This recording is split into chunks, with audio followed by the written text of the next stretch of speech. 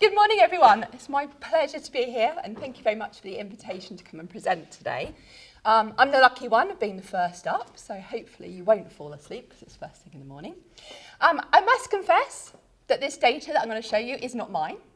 It is one of mine and Agilent's customers, and I've been working on this method with them most of this year.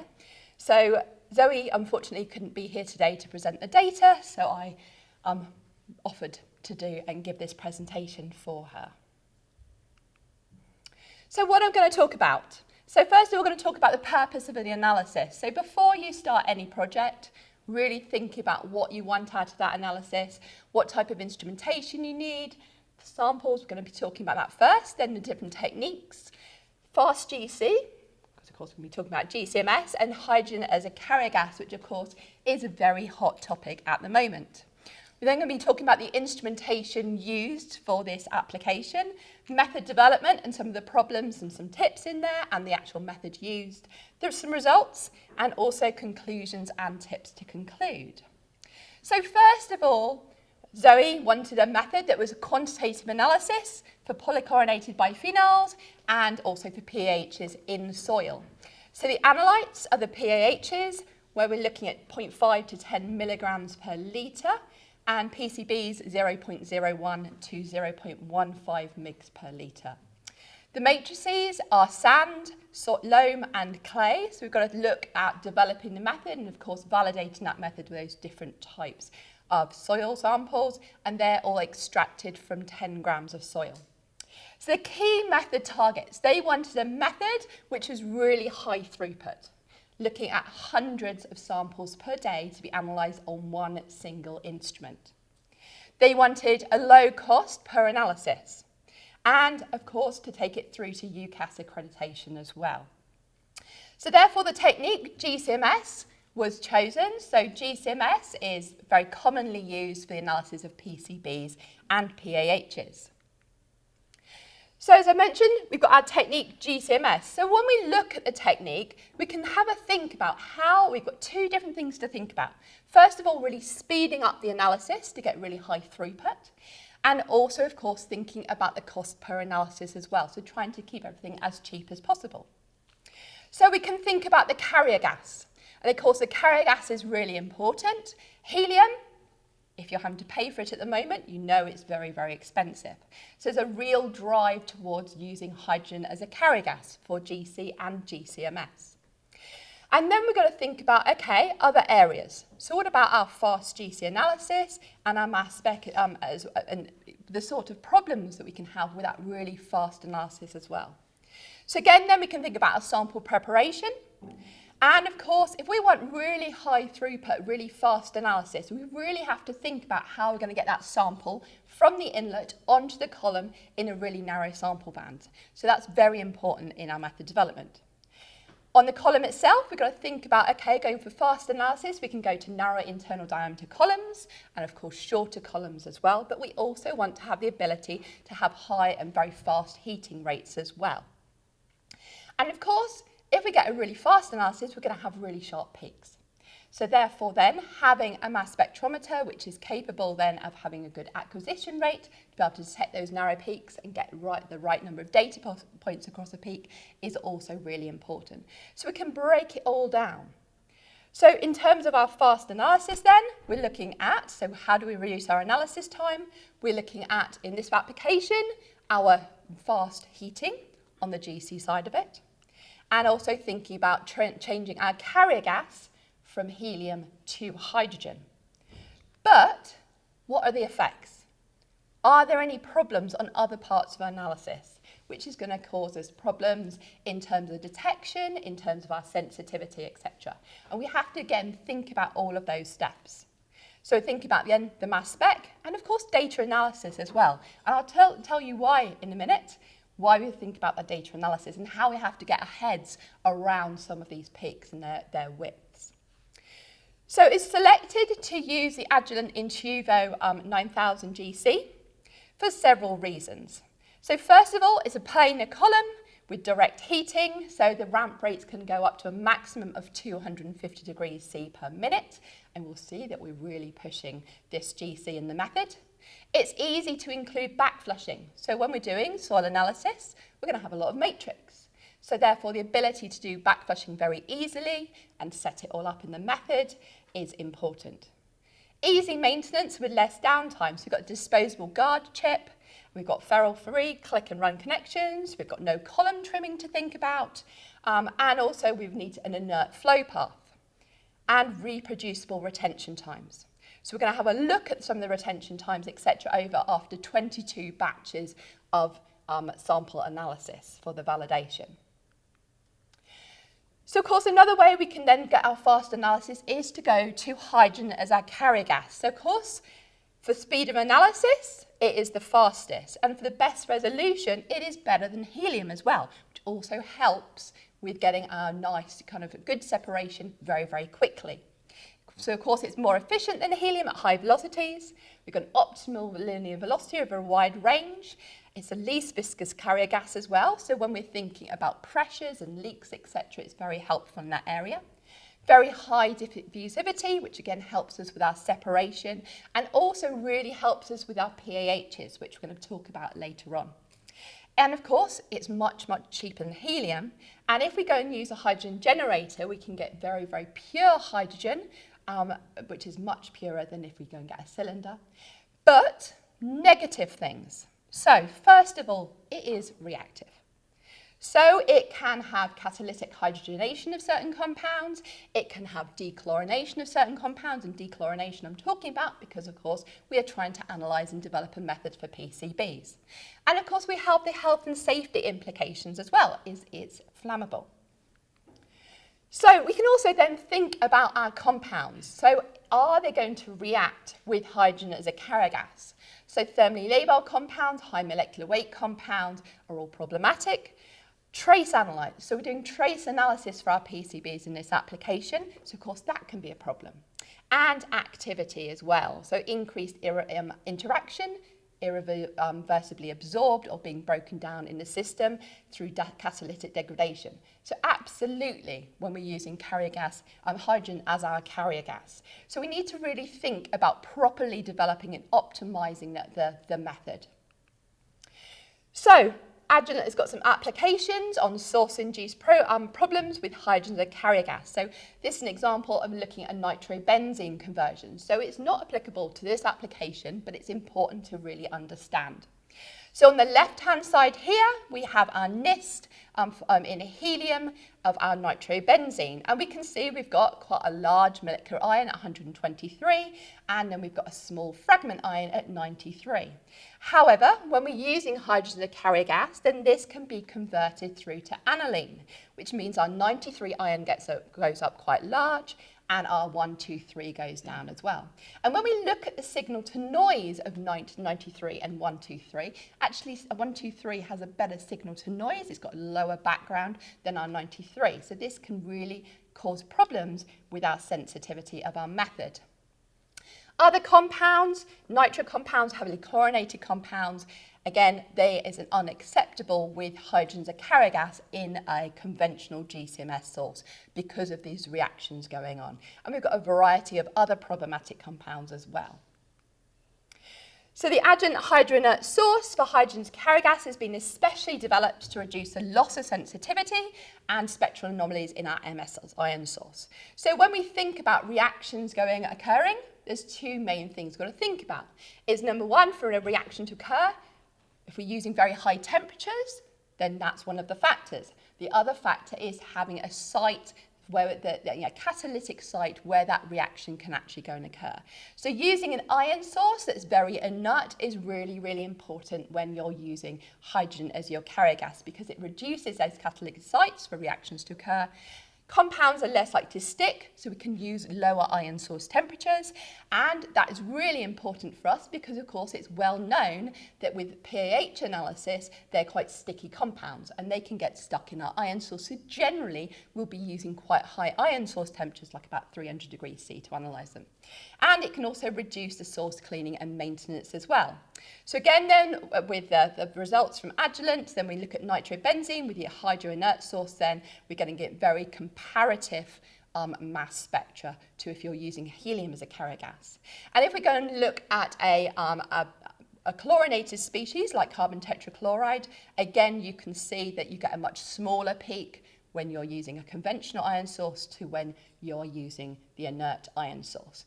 So it goes without fail that actually we want to use hydrogen as a carrier gas because of price, because of speed of analysis, so therefore we need to make sure that every part of our instrumentation is optimised for using hydrogen as a carrier gas.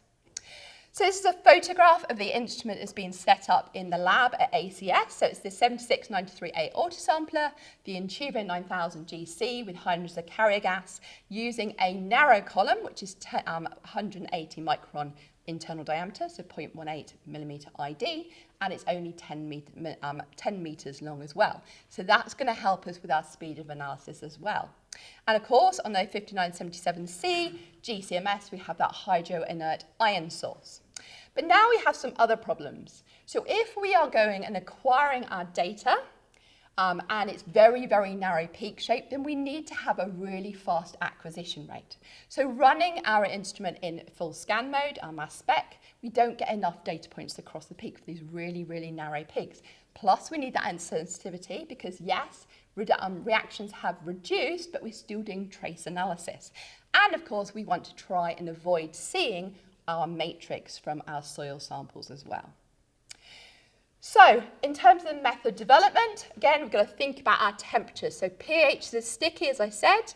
PCBs can suffer from dechlorination. So optimizing all of the temperatures is really important.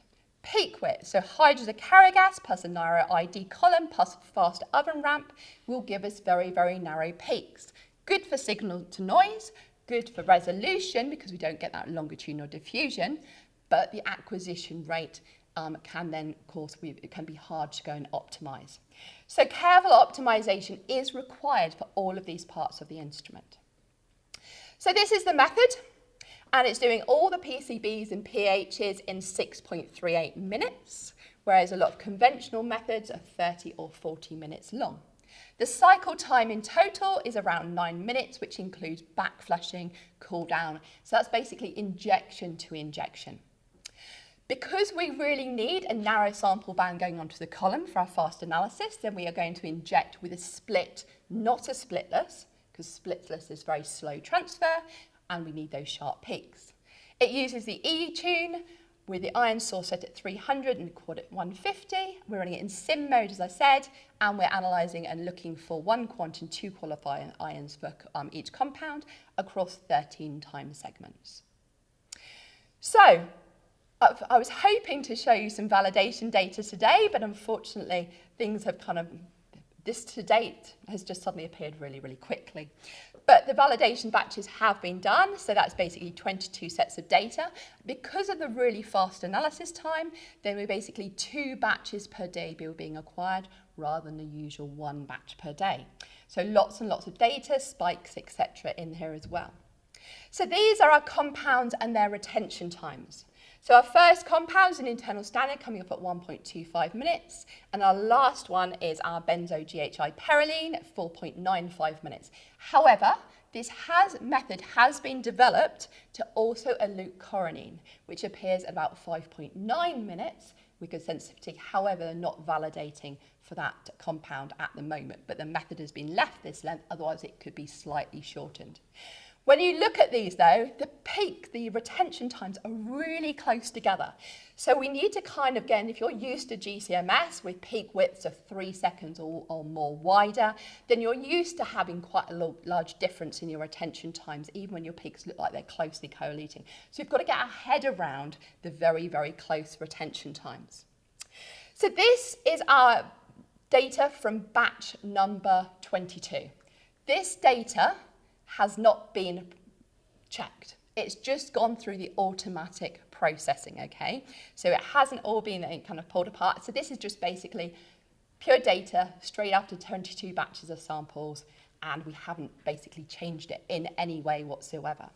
So we can see our particular runtime just here, we can see our different compounds, and we can see the peak shapes, and we can also see some of our resolutions of some of these compounds, and I'll zoom in on those at the moment in a minute. So on the left here is our mid-calibration standard, and on the right-hand side is our AQC in this batch.